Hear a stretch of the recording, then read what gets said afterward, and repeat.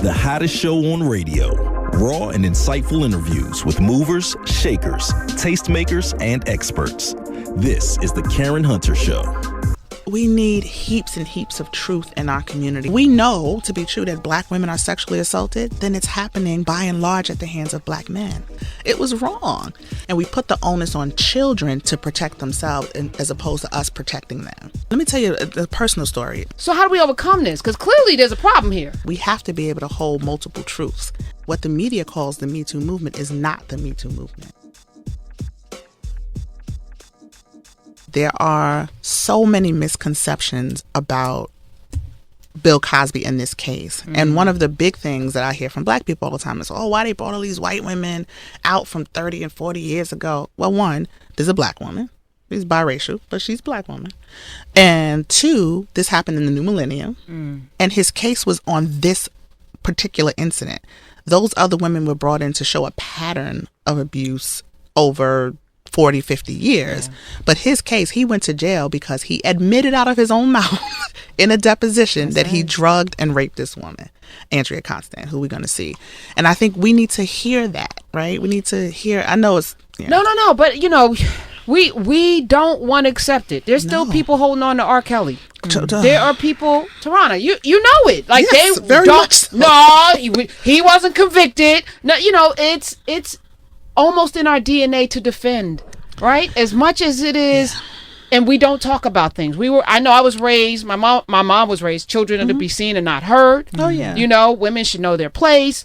You don't talk about our business in the street. We almost snitches get stitches. We have all of these, codes. There's so much nuance. There's so much to unpack. I'm sure you see this in your work too, that I've said this a lot, but I really need to drive it home, particularly in the Black community, that we have to be able to hold multiple truths at the same time, right? So both the history of Black men being falsely accused of raping white women, that's true. Mm-hmm. Nobody is trying to dispute that. Nobody is trying to break that apart. From Emmett Till to the Central Park Five, we've seen it over and over again.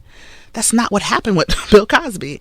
So it can be true that this history exists, but it can also be true that Black men can be, perpetrators of sexual violence. Because the other thing that is a reality is that in almost every community, Native community is the only exception where people largely from outside of their community still come in and sexually assault them.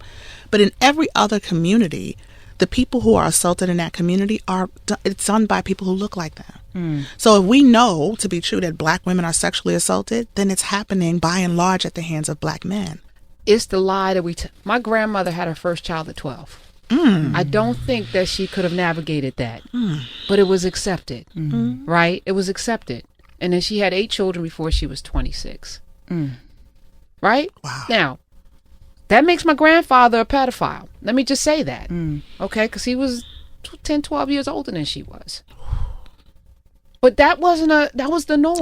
And it was something we don't talk about. I just said this out loud today. And but we don't talk about it, and we use that as a reason. But back in the days this would have been fine. I'm like, no, it's not an excuse because we did it 50 years ago. It was wrong.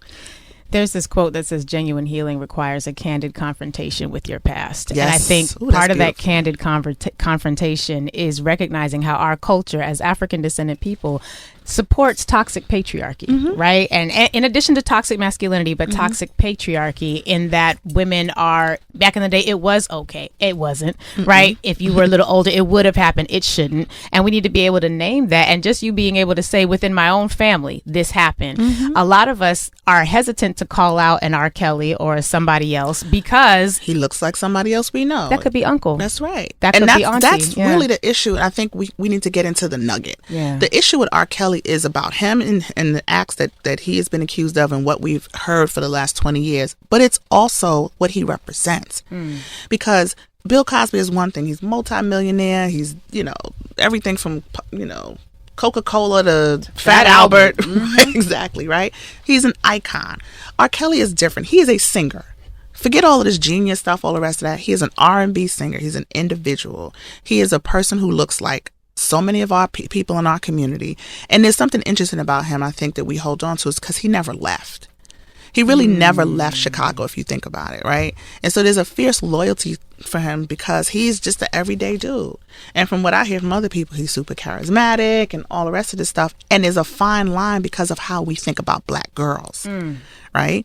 This is why I wanted to really highlight who the women were, like Geronda Pace. Have you seen Geronda Pace? No. Geronda Pace is the young woman who I brought on stage with me when I pressed the button during New York Times. Yes. New York Times, Times Square, and New Year's Eve.